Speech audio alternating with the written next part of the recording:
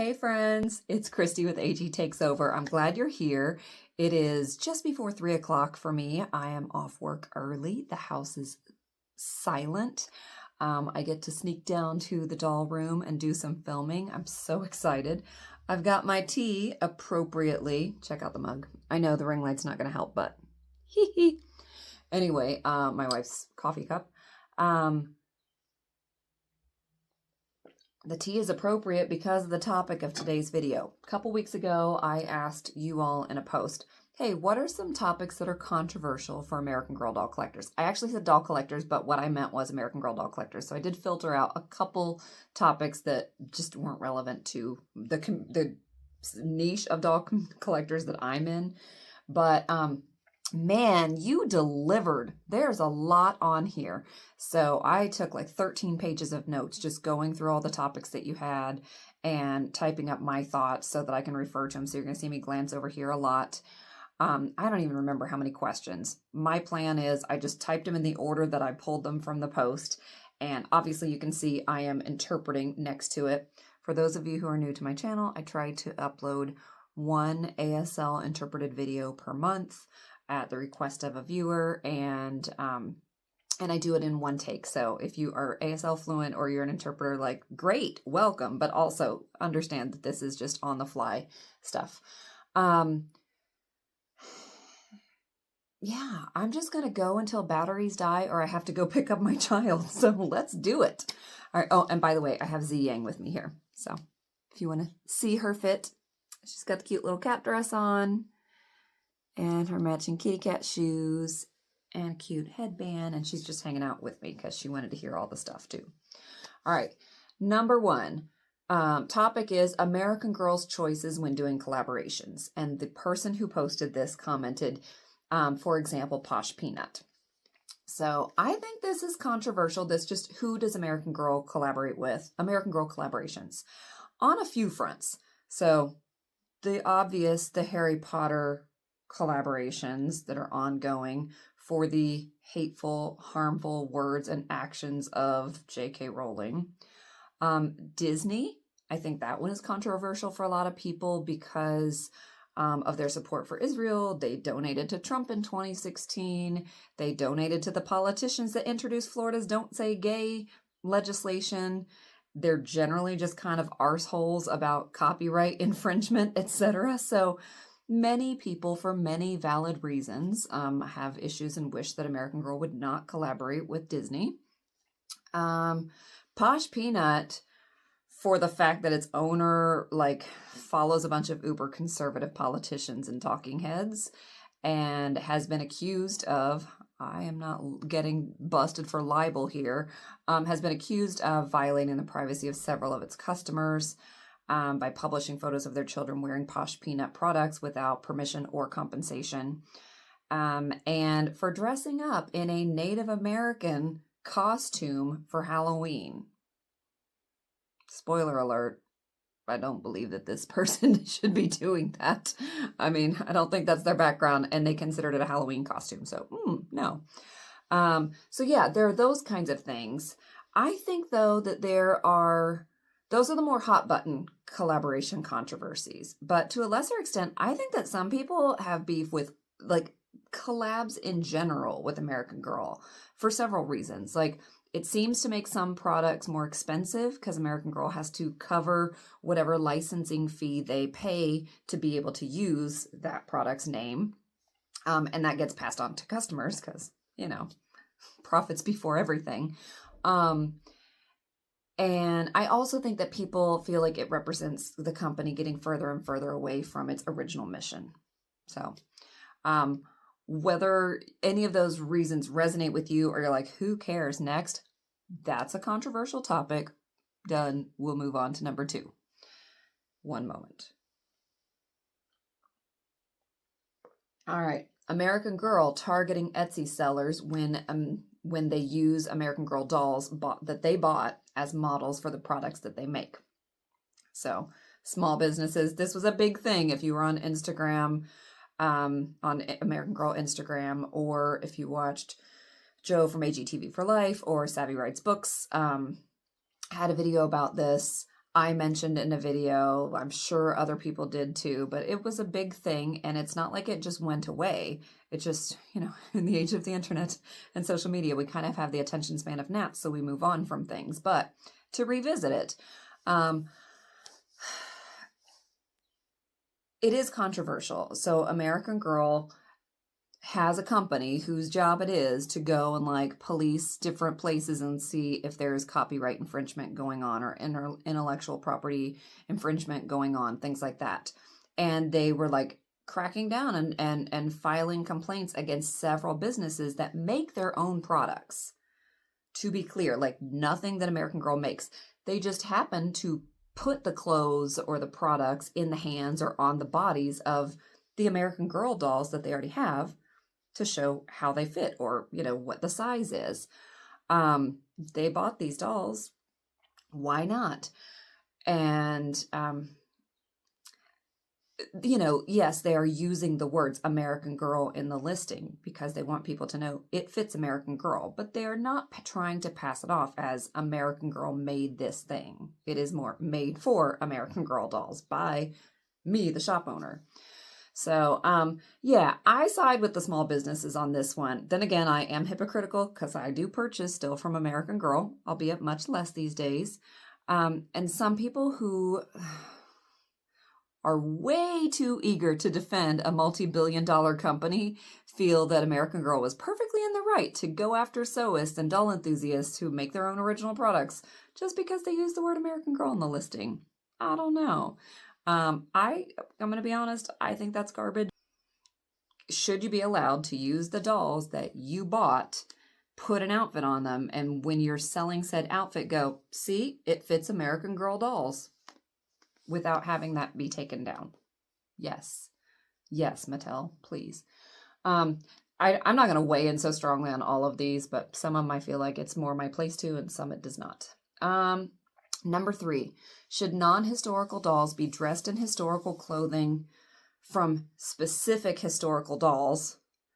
Or should they, this was kind of weirdly written. Okay, so like, should my Truly Me or Julie, or not Julie because she's historical, should my Truly Me or my Girl of the Year, if I choose to dress them in historical stuff, should I dress them in another named character's historical clothing, or should I like find other clothing from that same era that's like go on Etsy and find historical clothing from Addie's or Julie's or Marie Grace and Cecile's or whatever? Several people did bring this one up, like at least 3 people brought it up. I suppose that it's controversial just because some people are prescriptive in their collecting and they take a more, this is what you should be doing, you all, and others are more descriptive, like, oh, this is what I see people do. Personally, I'm okay with modern dolls wearing historical clothing from specific characters. Like, I know that some people use CYOs or Truly Me's to make siblings or friends from the books.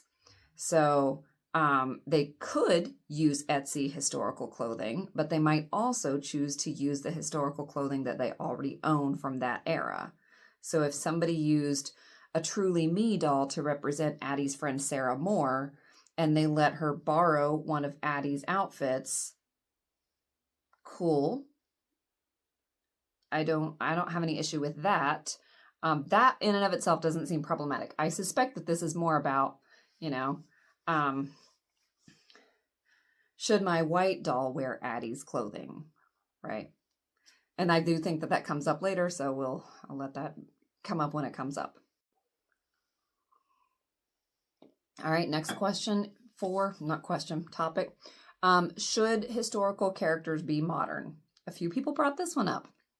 I think it's controversial for the same reason the last topic was. Some people are simply more like, this is what it should be, versus like, yep, we all do things differently. This is how you collect. This is how you collect. I have put modern clothes on all my historical dolls at least once, so meh. But I also don't care at all if people prefer to keep their historical dolls in their era. I don't know. My take on this one is it doesn't feel very controversial to me. It's one that like not everybody agrees on, but we shouldn't be upset about that. Like, no big deal. teach their own in this case. Number 5, should American Girl make boy dolls? Several people brought this one up, and I do agree it's controversial. I don't even have a solid take on this one, so don't expect a definitive answer from me. On the one hand, I have 5 of the boy dolls that American Girl has made, so clearly I like them well enough to add them to our collection. But would I want them given as much attention as the girl dolls? Honestly, no. I personally wouldn't. I think a part of me loves that the girls' stories are so centered in the books and the products that American Girl makes. I know some people want more boy dolls, more prominence for them. Like there are people who've suggested, many people say I'd like a named historical character or brother of a historical doll. I remember somebody saying, I think the girl of the year should be a boy. And others are like, no, they can retire them all together. Like, yes, we do here. It's American Girl, not American Boy. I'm in that weird in-between space, though, where I don't begrudge their existence. I wouldn't mind AG putting out a few more, like, male-coded outfits, but I don't think the company should start centering them. And I think that feeling is more a direct response to how much more men's stories have been centered in my own history classes, in my language arts classes, like in so much of my upbringing. And when I think back, especially to like girlhood, men's stories and boys' stories were centered all the damn time. So there is something special about having a space where they're not. And I don't know that has to be, like Michigan Women's Festival, like no boys allowed, but they don't need to take center stage for me. I would be disappointed if American Girl started giving them like equal attention. Just my 2 cents. Man, it's hard to know what everybody's reactions are going to be to this. I'm just answering honestly. Okay, number 6, returning dolls for minor defects. The person said, this is hard because what bothers one person doesn't bother someone else. This kind of ties into, is it reasonable to expect a perfect doll from American Girl? It is a Playline doll brand. Even if the doll is over $100, it's still, advertised as dolls for children. I think this is controversial for sure. And there are a lot of solid arguments. So if your finances are such that you are saving up for an American Girl doll and it is likely to be a prized possession, I totally get you being particularly picky and wanting the doll to be as perfect as possible. Or if you are neurodivergent in a way that makes you especially sensitive to or aware of certain defects, or defects, like defects or defects, right? And it might bother you to the point of not being able to enjoy your doll. I can understand being particularly picky and wanting your doll to be as perfect as possible. Even if you're like neurotypical and you have enough money to afford a large collection, I still understand the perspective that, look, Mattel is a $5+ billion company and they can and should provide quality for the amount that they're charging for a children's toy. Like, if I'm honest, it rubs me the wrong way when I see collectors tripping over themselves to defend Mattel and American Girl. Like, they're doing that on purpose. It's real humans aren't symmetrical, and I think that they do this on purpose. Like, I don't know. It just feels like a prime example of how effective capitalism has been in this country, that ordinary citizens are working overtime to excuse and defend a corporation's waning quality control. But also, if I'm honest, some collectors do go looking for a reason to return a doll. Like, I've seen people post pictures of a doll that they receive and essentially inviting people to find fault in it. And I've mentioned this before. Like, do you see anything wrong with her? I think she's pretty, but I don't know. What do you think? Is her left eye too big? Is her lip paint too thin? And so on and so forth. If you're in groups where people post pictures of their recent purchases, Like, if you like the doll, I've said it before, why on earth would you go looking for reasons to return it based on the opinions of strangers? So I don't know. I think there are a lot of arguments in any direction on this, and I think that's part of why it's such a hot topic, right? Because it's an easy one to debate one way or the other. All right, pause for a sip of tea, and then we'll continue the tea.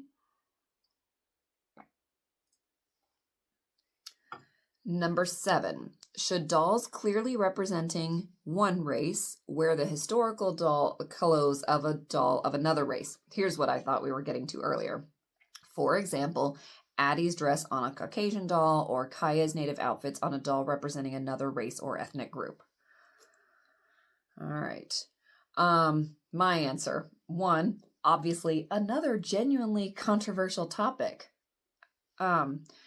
Some people will say, yeah, it's your doll. Do whatever you want. It's my doll. I bought it. I can do what I want. Why would anybody criticize me? People who look lots of different ways might have worn the dress that Addie wore during her time. So, why couldn't it be worn by a white or an Asian doll? Would a white person, child in that era wear a dress like that, right? So that's some people's criteria. Is it specifically historically or like culturally tied, or is it just like that is the clothing that many diverse people wore during that time? So, others are like, no, obviously you don't. Dolls like Addie and Kaya barely get enough representation and attention within the company, and their stories and their roles are unique and critical. Don't make them share. Why would, Kaya's literally the only indigenous doll American Girl has ever created. Let her have her wardrobe, right? Why would you give it to someone else? Or people would say, no, it is not, in fact, cultural appreciation. It's appropriation in this case, and clearly not cool. I personally don't feel comfortable, and I'm not giving you all answers, right? I personally don't feel comfortable putting Addie's or Kaya's clothing on, for example, a white or an Asian doll, or putting them in each other's clothing for that matter.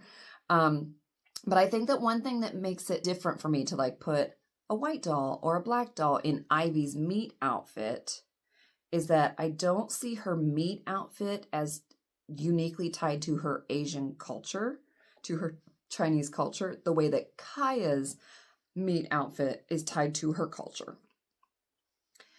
I might put a non-Asian doll in Ivy's meat outfit, but not in her Lunar New Year outfit, if that makes sense. So I think for me, the cultural significance of an outfit is probably a factor. Not probably, it is a factor for me. I think that, and something just feels wrong about sharing Addie's clothes with white dolls. This is me personally, right? I just feel like Addie has given too much to white people already. I don't know. I am obviously not a definitive source, and I'm just sharing my thoughts and acknowledging them. And there are layers and perspectives to this issue that I'm sure I haven't even considered yet. So, all right. I am at least answering them. I know a lot of times people will collect these rank the dolls or who's the worst or what is this hot topic, and then they just read them all and they're like, I would like the benefit of bringing up these controversial things without having to take a stand on them, and I'm trying to just be honest with you about my thought process. All right, number 8, ethical doll consumerism. The example given was the fact that the dolls are made of plastic, sustainability. Also, how doll collecting contributes to consumerism and overconsumption, and are there ways to combat that while still enjoying our dolls, while still enjoying our hobby? This came up a couple times, so yeah, I do think it's controversial. Obviously, not everybody in the doll community is concerned with stability or the future of the planet or believes in climate change. Or not everybody thinks that capitalism is harmful. So my little neck of the woods is different than the bigger doll community. So plenty of collectors are not worried in the least about overconsumption. Like if you have the space and you have the money, get them all. Don't even think about it. But many of us are, and I think that there are a lot of paths that you can take if you want to enjoy these dolls without contributing to overconsumption. You know, doll lovers, doll collectors range from, I have one doll of my own and she is so special to me, and I love seeing and interacting with others while I enjoy my one doll. So I consider myself a collector because I'm a collector of the stories and I interact with the people and I stay caught up on the news, but like I don't add a lot. I don't have a large collection. There are those folks, you know, and those people might also be like, I make clothes for this doll, or I make things for this doll. I reuse clothes of my own that are stained or torn. Like I don't even buy a lot for them. So if they're really committed to ethical consumerism, or at least reducing overconsumption, that might be the approach they take, and it works for them. There are the other extreme. Like I said, I buy every single new release AG has ever put out without a second thought. I'm not concerned about the company's ethics or sustainability. I want these items. I can afford these items. Therefore, I will have these items. If I had to pick one of the two options, I would pick the former. But like, there are miles and miles of in between. I think people take the approach that works for them, and that may change over time. And what works for them may also be tied to like their comfort level and what they're able to do. Personally, I know that we have contributed to overconsumption in our home because nobody needs this many doll clothes. And nobody needs this many dolls. So that bothers me sometimes. But other truths, because two things can be true at the same time, right? Other truths are, I do change these dolls' clothes regularly. So I actually do use most of the items that I buy for them on a regular basis. Like I set them up in scenes, I change the scenes out regularly, I change their clothes regularly. And that's not for social media, that's just for me. I do all kinds of things that you guys never see because I don't need to film everything. And I have bought more secondhand or from small businesses than I have new from American Girl. And that becomes increasingly true as I buy less and less directly from AG. But yeah. So several things are true. It is a complicated thing. Some people are not giving it much thought at all, and it agonizes. Some people agonize over it enough that they decide ultimately to, stop collecting, or at very least stop adding to their collection. All right. Back to race. It is going to be a common theme, friends. I asked for controversy, so, but it's not all. Race/ethnicity and doll collecting. Why do dark-skinned dolls not tend to sell as well as white ones?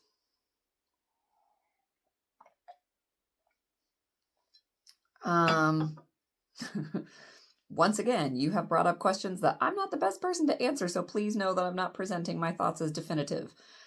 I do think it's a hot topic in doll communities and that the answer is complex.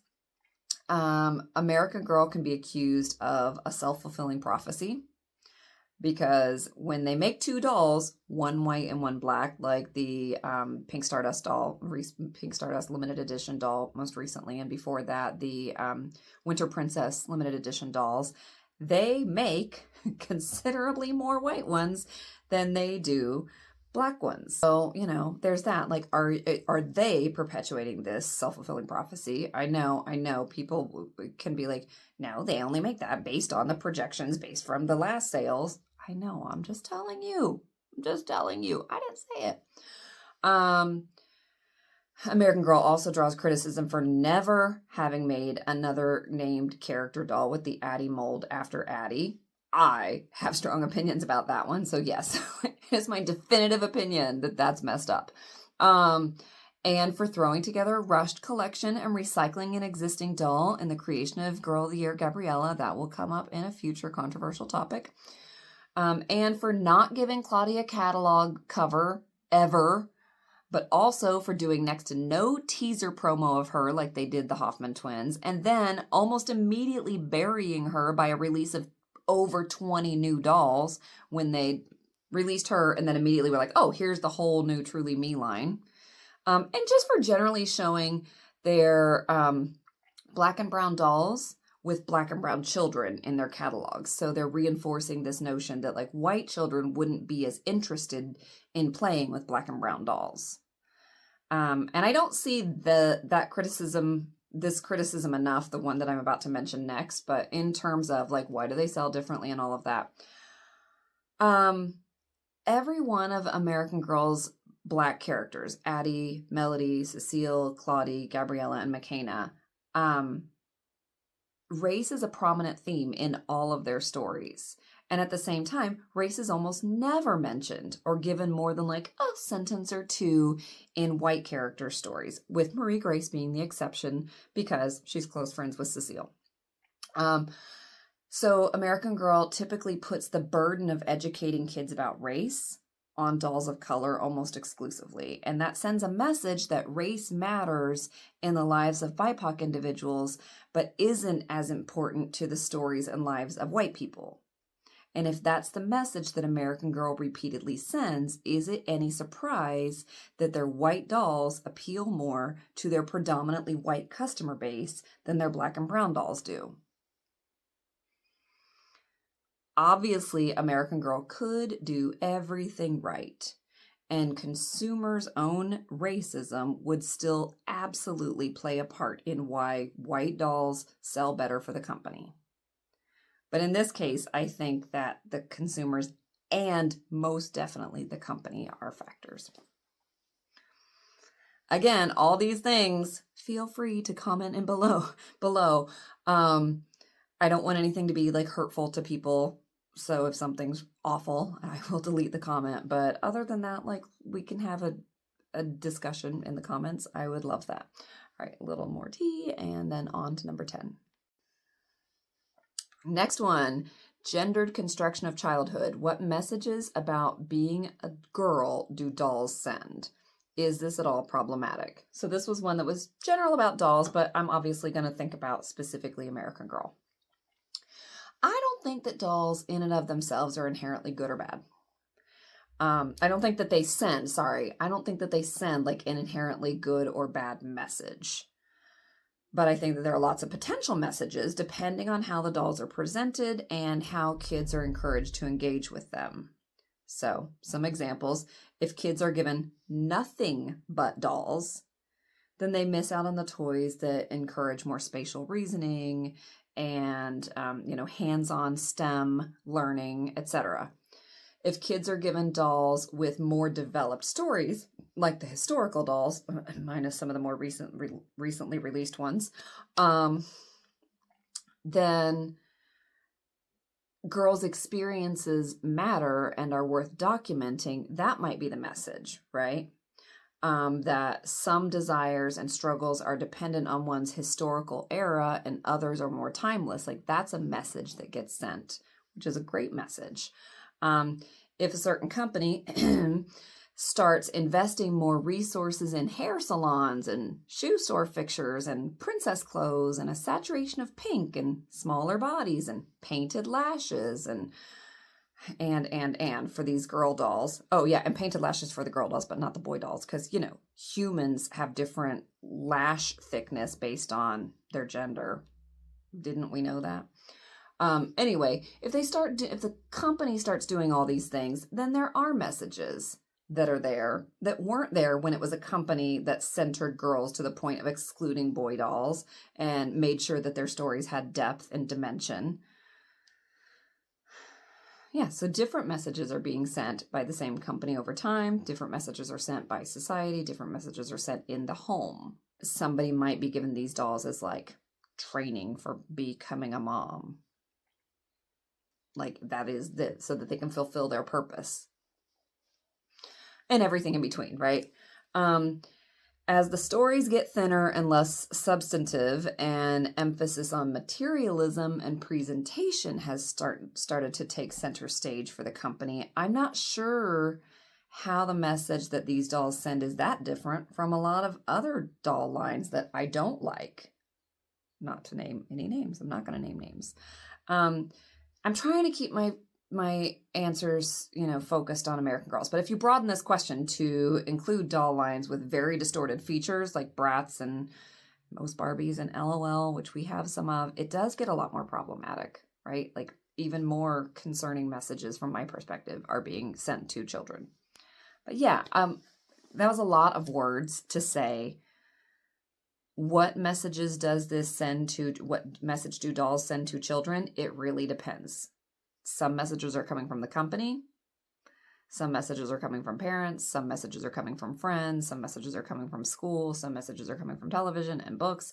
So there are a lot of potential messages. I think that for me, my job as a parent is to make sure that the messages that I have an issue with are not the ones that are loudest and that they don't go unchecked. Like, I don't want to get on a tangent, but we were watching some like YouTuber thing today and they were playing with these paper dolls and they were like, here's the doctor and his assistant. And he was wearing blue and she was wearing pink and his scrubs were like this and her scrubs were like this. And I was like, hell no. If she really wants to watch this, she can watch it. But I am going to be that mom who pauses for a second and is like, hey, can I point out a few things before we move on? These messages are messed up. And that you're going to get those messages a lot. I want us to learn how to notice them because they're not true. And if we don't check them, then we might believe them. I know, she's 5. I tried it. It was shorter. I promise. I can be succinct. All right. Number 11. Classism and consumption. Just light topics for today. I asked for controversial. The question was, how do dolls reinforce societal norms of class and or socioeconomic status? And when I tell you that I have 13 pages of notes, I didn't like sit down and treat these like a master's thesis or anything, right? I just sat down and gave each one like a minute or two of thought. And these are just kind of my spur of the moment feelings on it. So, feel free to like add things in the comments. Okay, so again, I'm going to focus on American Girl dolls because that's what I know. As this is still considered more of a luxury doll brand, even though it's like for kids, it's still considered like luxury toys for kids. I do think that this can be an issue. I think that there are multiple brands of 18-inch dolls to choose from, and I love that. People can also pick from, Facebook Marketplace or eBay or Mercari. So in terms of how does this reinforce societal norms of class and socioeconomic status with all of the secondhand options that exist, as opposed to like back in the day, I think that having an American Girl doll doesn't necessarily have to be seen as this like, oh, that family has money. Right, like that, ooh, look at them, bougie, their kid has 3 American Girl dolls or however many, because we can acknowledge like they are more accessible with all of the resale stuff. I think that the collabs that American Girl has done with like luxury clothing lines are quite intentionally reinforcing societal norms of class and socioeconomic status. Like I think that AG has been picking certain like high-end, expensive brands because they want to be seen as a luxury brand, and associating yourself with other luxury brands is the way to do it, apparently. So like, I mean, I had never heard of Stony Clover Lane, Love Shack Fancy, even Janie and Jack, definitely not Posh Peanut. I don't know anything about those brands. I go shop at the thrift store. So apparently they have mostly a reputation for being kind of bougie. So,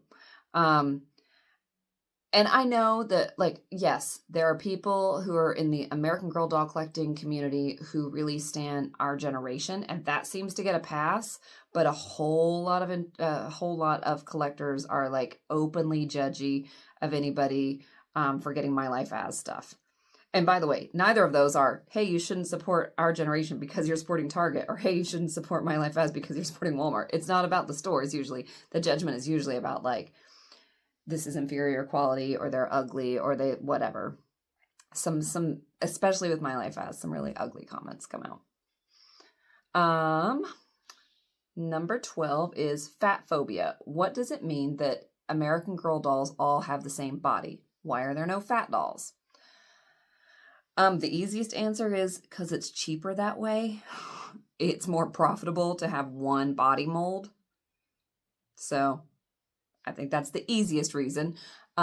American Girl bodies have gotten smaller over the years. It's hard to know definitively if that is because of thinism, if that is because it's cheaper, or if it's a bit of both of those things.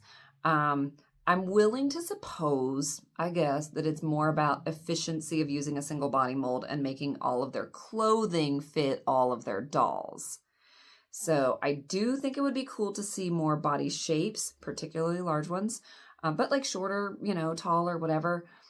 But I also think it means that they can't all share clothes. And that is one frustrating aspect of Monster High and nowadays Barbie and things like that. It's like you buy this outfit and you cannot put it on other dolls.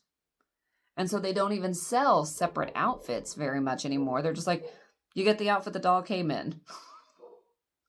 That's kind of frustrating. And I really wouldn't want to have to contend with that as an American Girl doll collector. So I don't know. Yeah. All right. The series isn't over. I'm not done with all these questions, but I need to pause for now and call it good for this video, and I will be back with the next installment soon. Hey, from both of us, I hope you're doing well. Take care, and see you for the next installation.